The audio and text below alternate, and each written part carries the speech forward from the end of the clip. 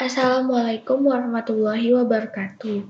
Nama saya Fani Syafrida Azahra. Di sini saya akan menjelaskan tentang kurva gabungan elastisitas supply. Kurva gabungan elastisitas supply ini biasanya disebut juga dengan kurva elastisitas penawaran. Nah, kurva elastisitas penawaran ini merupakan bagian dari elastisitas harga, seperti yang sudah saya sebutkan tadi. Kemudian saya akan menjelaskan tentang kurva-kurvanya. Di sebelah kiri ini merupakan kurva terpisah, sedangkan di sebelah kanan merupakan kurva gabungan. Nah, untuk kurva elastisitas penawaran ini dapat kita mulai dari E sama dengan tidak terhingga. E sama dengan tidak terhingga ini berada pada garis sejajar. Nah, penawaran ini dapat dikatakan juga sebagai elastisitas sempurna. Penawaran ini terjadi jika harga suatu barang tidak berubah, akan tetapi penyediaan dari barang itu berubah. Atau dengan kata lain, penawaran elastisitas sempurna terjadi jika perubahan penawaran tidak dipengaruhi sama sekali oleh perubahan harga. Contohnya ini adalah barang-barang yang bersifat elastis sempurna itu barang-barang yang pada harga tertentu penawarannya terus mengalami perubahan.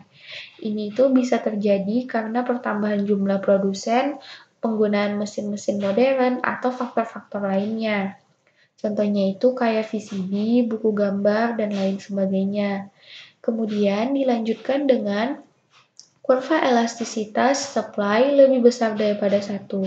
Untuk yang lebih besar daripada 1, gambarannya di sini itu kurvanya itu landai. Penawaran ini dapat terjadi jika perubahan harganya itu diikuti dengan jumlah penawaran yang lebih besar. Atau dengan kata lain, penawaran elastis ini terjadi jika persentase perubahan penawaran barang lebih besar dari persentase perubahan harga. Contohnya ini, barang yang memiliki sifat penawaran elastis adalah barang-barang produksi pabrik yang tidak bergantung pada masa atau musim panen. Contohnya itu mie instan. Mie instan ini kan gak bergantung kapan harus diproduksi, pada musim apa harus diproduksi. Kemudian, untuk yang ketiga itu ada yang dinamakan dengan kurva elastisitas supply sama dengan 1. Kurva ini disebut juga dengan nama elastis uniter. Penawaran elastis uniter ini terjadi jika perubahan harganya itu sebanding dengan perubahan jumlah penawaran. Atau bisa dikatakan elastisitas uniter persentase perubahan penawaran jika nilai koefisiennya sama dengan 1. Penawaran ini bisa terjadi pada berbagai macam barang yang terjadi pada saat-saat tertentu saja. Contohnya itu cabai, tomat, dan barang sejenisnya yang bisa dipanen atau dijual meski belum siap panen dan disimpan pada waktu tertentu. Jika terjadi kenaikan harga, maka produsen akan menyegerakan panen walaupun produk tersebut belum siap untuk dipanen. Kemudian, ada yang dinamakan kurva elastisitas supply kecil daripada 1. Nah, kurvanya ini digambarkan dengan gambaran yang curam. Kurva elastisitas supply kecil daripada 1 ini dapat dinamakan juga dengan kurva penawaran inelastis.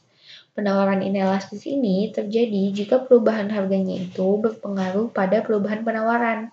Atau dengan kata lain, penawaran tidak elastis terjadi jika persentase perubahan penawaran barang lebih kecil dari persentase perubahan harga atau jika nilai koefisiennya kecil daripada 1. Barang-barang hasil pertanian merupakan contoh dari kurva penawaran inelastis ini.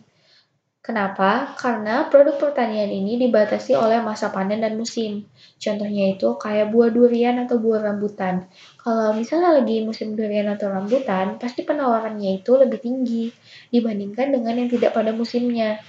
Kemudian ada yang dinamakan dengan penawaran inelastis sempurna atau E-nya itu sama dengan 0. Ini dia gambarnya. Penawaran inelastis sempurna ini dapat terjadi jika perubahan harganya ini tidak mempengaruhi jumlah penawaran atau koefisiennya sama dengan 0. Barang yang sifat penawarannya ini inelastis sempurna adalah barang yang jumlahnya tidak bisa ditambah walau harga mengalami kenaikan. Contohnya itu tanah. Mau gimana pun cara kita menambah tanah di muka bumi ini, kan nggak mungkin terjadi walaupun penawarannya tinggi. Karena itu sifatnya sudah optimum. Demikianlah hasil presentasi dari saya, lebih dan kurangnya saya mohon maaf. Assalamualaikum warahmatullahi wabarakatuh.